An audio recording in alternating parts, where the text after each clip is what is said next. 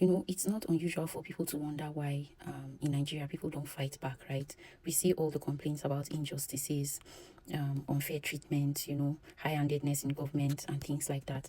And people always wonder, especially if you go into discussion spaces on Twitter and elsewhere, people always wonder, the questions comes up from time to time that why don't Nigerians take action or take over the government, or just do something to take their power back.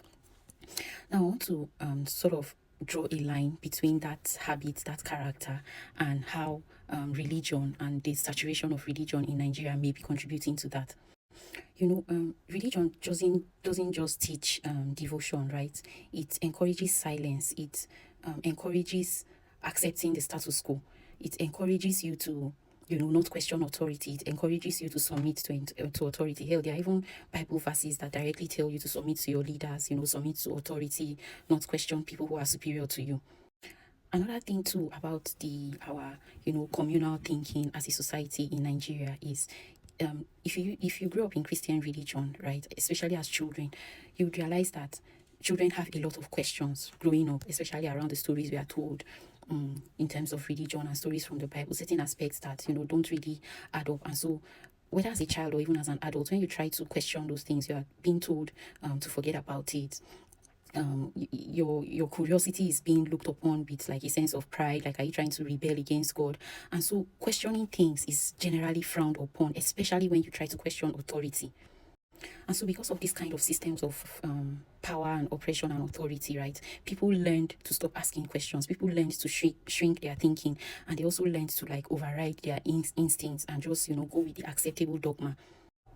And so for these kind of questions that are indirectly considered questions that should not be asked, right, people who have dared to ask those questions tend to either get shamed, or they get deflected, or a spiritual language or a spiritual explanation is used to dismiss the discomfort and that curiosity.